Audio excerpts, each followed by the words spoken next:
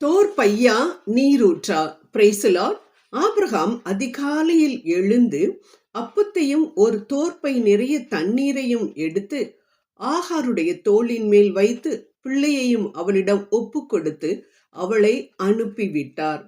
அவள் பெயர்செபா என்னும் பாலைவனத்தில் அலைந்து திரிந்தாள். தண்ணீர் எல்லாம் தீர்ந்து போன பொழுது அவள் பிள்ளையை எடுத்து ஒரு செடியின் அடியில் விட்டு நான் பிள்ளை சாகிறதை பார்க்க மாட்டேன் என்று சொல்லி அம்பு பாயும் தூரத்திலே அமர்ந்து சத்தமிட்டு அழுதாள் என்று நாம் பார்க்கின்றோம். அப்பொழுது ஆண்டவர் தேவன் பிள்ளையின் சத்தத்தை கேட்டார். உடனே அவளது கண்களை திறந்து ஒரு தண்ணீர் துறவை காட்டினார்.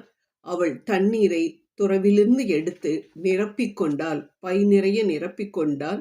அதன் மூலம் 2 பேரும் பிழைத்து கொண்டார்கள் என்று நாம் தொடக்க நூல் ஆதியாகமம் 21:14 முதல் 20 வரை பார்க்கின்றோம். ஆம் அன்பானவர்களே, மனதை உருக்கக்கூடிய ஒரு சம்பவம் இது. இந்த ஆகார் அடிமை பெண்ணாய் இருப்பதினால் ஆபிரகாமுக்கு மறுமனைவியாக்கப்பட்டு பின் பாலைவனத்திற்கு துரத்தி விடப்பட்டால் சிறு பிள்ளையோடு. அந்த சிறு பிள்ளையை அந்த சுடு மணலில் தூக்கி கொண்டு எவ்வளவு வேதனையோடு அந்த மகள் சென்றிருந்திருப்பாள். அவளுக்கு தோள் கொடுக்க யாருமே இல்லை. கணவரே வெளியில் அனுப்பிவிட்ட நிலைமை.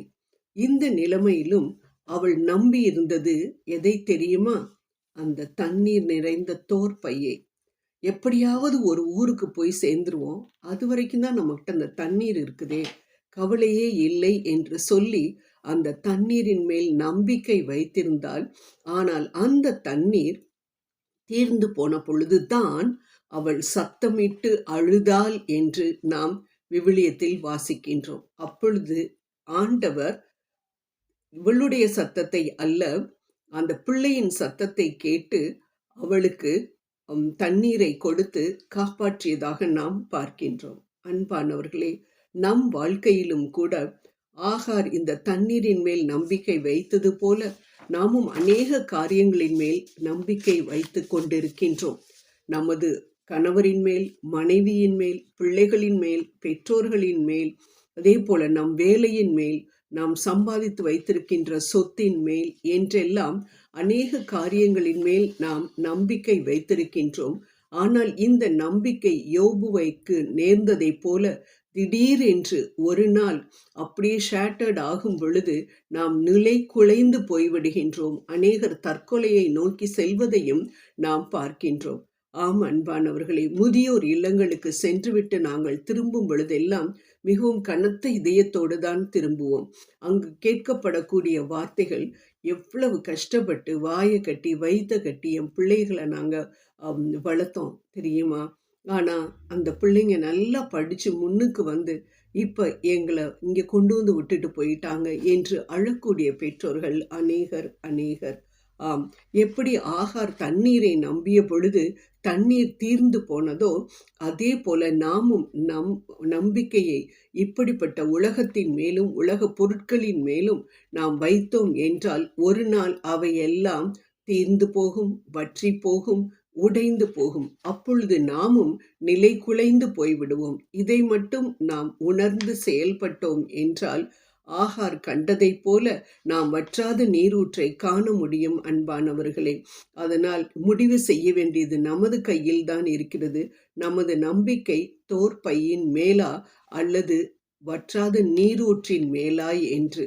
ஆகவே ஒரு நாளும் நாம் கவலைப்பட வேண்டாம். அனைவராலும் வெறுக்கப்பட்டு, ஒதுக்கப்பட்டு, உதாசீனப்படுத்தப்பட்டு, படிப்பு இல்லை, அழகு இல்லை, பதவி இல்லை என்று சொல்லி கருவேப்பிலை மாதிரி எல்லாரும் தூக்கி போட்டுட்டாங்களா? உங்களை மிகவும் சோர்ந்து போய் காணப்படுகின்றீர்களா?